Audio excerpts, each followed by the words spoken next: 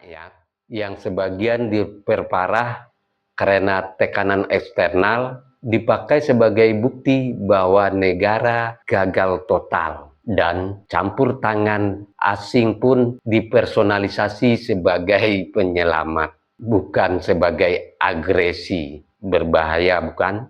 Polanya selalu sama dan kejam.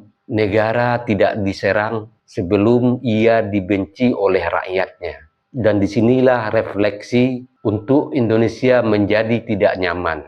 Dan ini penting. Hari ini kebencian kepada negara semakin mudah kita temui. Di media sosial, di panggung hiburan, seperti yang kita lihat baru-baru ini yang dilakukan oleh Panji, dalam satir politik, dalam konten viral, pemerintah bukan sekedar dikritik, tapi diposisikan sebagai sumber segala keburukan. Aparat tidak lagi dilihat sebagai institusi yang bisa salah dan harus diawasi, tapi melainkan sebagai musuh permanen.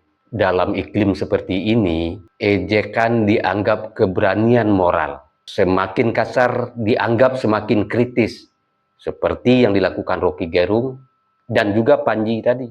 Negara dijadikan lelucon.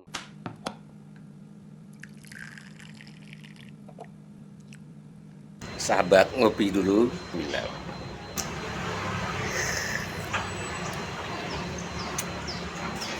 Bagi sahabat yang mau sloki unik ini, sloki tengkorak, ya silahkan klik keranjangnya ya.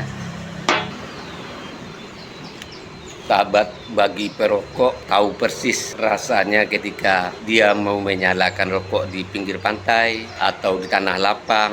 Itu pasti banyak angin, dan untuk merokok menyalakan koreknya pasti kesulitan, pasti padam oleh tiupan angin.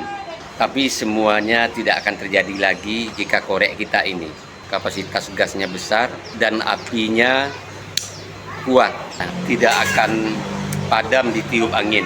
Jadi jika sahabat ingin korek seperti ini, cek di keranjang produk.